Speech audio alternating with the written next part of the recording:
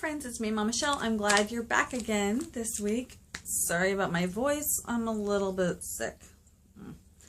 Anyway, I'm going to be reading today about peace.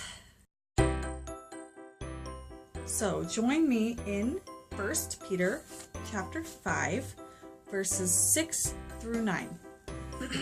Therefore, humble yourselves under the mighty hand of God, that he may exalt you at the proper time, casting all your anxiety on him, because he cares for you.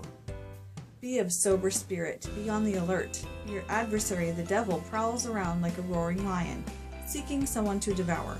But resist him, firm in your faith, knowing that the same experiences of suffering are being accomplished by your brethren who are in the world. So back in the 7th verse, it says, casting all your anxiety on him. Raise your hand if you stink at that. I have talked before about how I'm not naturally a peaceful person, and honestly, I don't know anyone who is a naturally peaceful person. I know people who have trained their brains well to not have a lot of anxiety, and I know a lot of people who have worked through a lot of stuff and overcome anxiety in many areas of their life. I am in the process, I suppose you could say. I used to be a lot worse, and I just would worry about the silliest things looking back on it. They didn't seem silly at the time, they seemed huge. I wonder if in 15 years I will look back on now and be like, oh, it was so silly. It's hard for me to recognize when I'm not being peaceful because chaos is my natural state of being.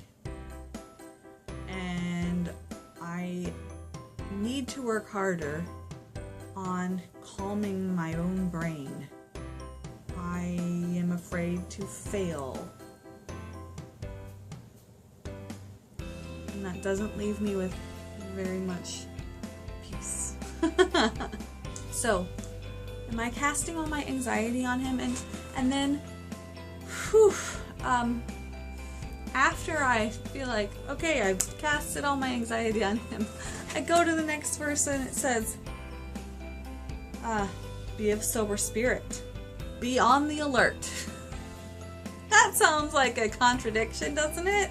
It sounds like a, don't worry about anything, but worry about this. But it also goes back to what we've been talking about with eternal. We don't need to worry about the silliness of the world, which is, I mean, I know that's sugarcoating it.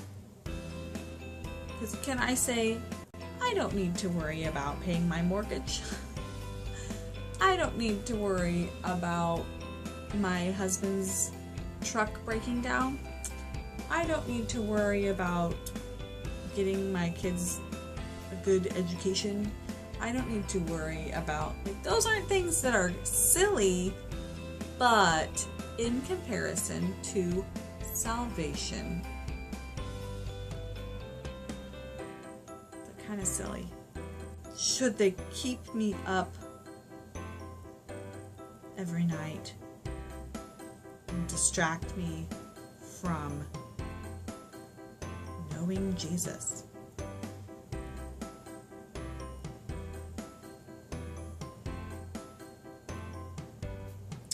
So that just ties into our rest and our strength, doesn't it? It sounds like I'm telling you, don't do anything. Don't do anything.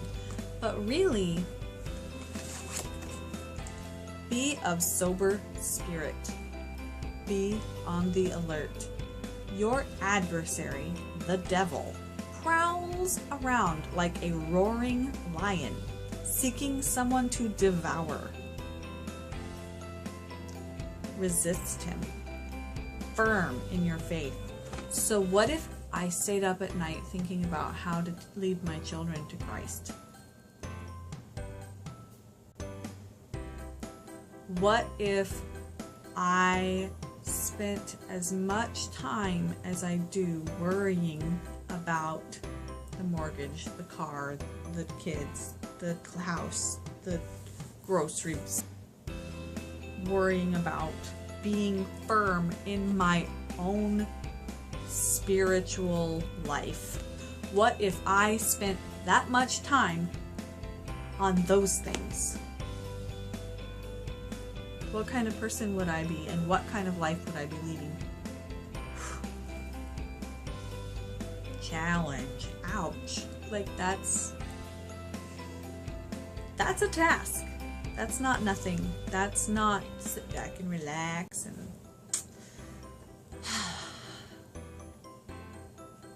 yes, rest in the Lord and know that His plan is eternal. His plan is for the best. His plan is higher. But that doesn't mean do nothing. Get in the Word today, ladies. This week, I want you to really focus on being peaceful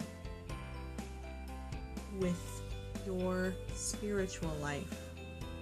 And if you're not peaceful, why? Alright, I will see you Wednesday. Hopefully I don't sound like this.